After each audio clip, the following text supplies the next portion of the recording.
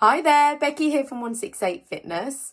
Over the past few weeks, I've been talking to you about running and hopefully helping you to get started on your running journey. We're on week 5 now, so if you've been watching from the start and following my advice, then hopefully you are feeling the benefits and feeling good, and I'm sure you can be calling yourself a runner by now. So well done for that. Getting started is the hardest part, so well done for getting into it, and then also for sticking with it for 5 weeks. If you can do 5 weeks of the journey and the training, then you can just keep going now. That you can do as much or as long as you like, really, with the running and being consistent. So this week I'm continuing with my advice, and I want your homework this week is to try and progress again. I know I keep asking you to progress, but that's kind of what it is all about. Your first goal, or usually when I'm working with someone as a PT client that wants to get into running, my first goal for them would be to get you to be running 30 minutes non-stop. That's always quite a nice goal to have, to be able to run for 30 minutes non-stop. The reason why that people like that is that then you can say that I'm going for a run. If you can run 30 minutes non-stop, that usually works for someone to say, I'm going for a run, and to do 30 minutes of running is enough to feel like you've done something, but it's not too much that it's like a chore or you can't fit it into your schedule. So yeah, to be able to run 30 minutes non-stop, it is also a great achievement as well. Let's not deny that. So that's usually my first goal for someone, and then my next goal would usually be to run 5k, which might not be too much difference from the 30 minutes, but it might be sort of maybe 5-10 minutes extra of running. So you'd soon achieve that soon after running 30 minutes non-stop.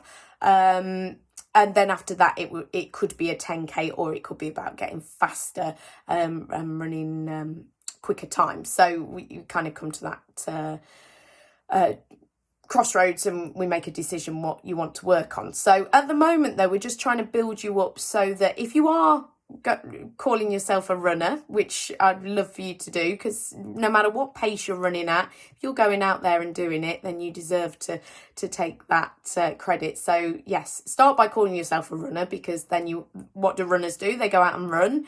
So yeah, you can justify that, and you can make sure that you stick to it because you are a runner.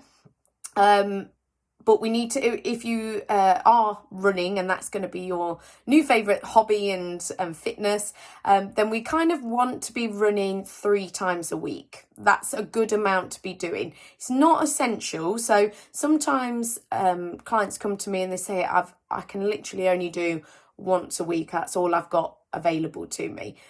Then that's fine. If that's all we've got to work with, then we just make sure that one run a week is top quality, and really working towards the goals. So we decide on that. But as long as you do once a week and be consistent, doing it every week, then that's the main thing. That's good. So same if you were doing twice a week, as long as you're consistent, that's the main thing. So don't do 2 in 1 week and then nothing the next 2 weeks, and then try and do 2 again, because you're really going to be pushing yourself. You're really going to find that quite difficult if you're not consistent, regardless of how much you're doing. If you're running 6 times a week, sometimes, like I do, if you're a more experienced runner, but then I have a whole week off, then when I get back to it, which is healthy to have a week off, don't get me wrong, if especially if you feel like you need it, but even scheduling in those weeks off, once you're into it and been training for a while, those weeks off are really healthy for you to have a rest.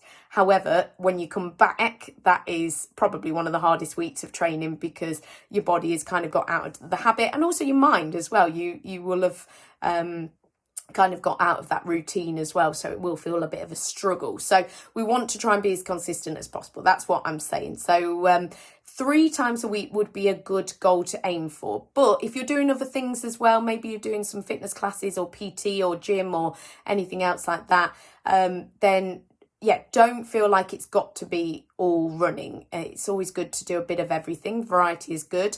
But if you are focusing on the running, and we've been doing sort of 2 or 3 times a week, let's try and get 3 times a week in as a consistent running goal if we can. So so that doesn't matter. It doesn't matter how far or how long or what intervals you're doing in those 3 runs a week. Not every run has to be the best run that you've ever done and top quality. When you're starting off, we just need to build that base fitness level. So that basically means just going out there and doing not as much as possible, because we don't want to do too much too soon. I've said before that you need to build up steady, and we're just building that base. Think of it as like layers, brick. We're putting those bricks. We're layering up all of that fitness so that then we can build on it again, and keep progressing. So you just need to get, every run is another brick being laid, and we're building up that base fitness. Bracken's in the background. Bracken likes running as well, don't you, Bracken? Not this morning. Yeah, so that's what we're doing. So this week your goal is to get out there and try and do 3 runs and just see how that feels. You might find that it's too much for you, or you just didn't have enough time and you were sort of worrying about sort of how you're going to fit it in.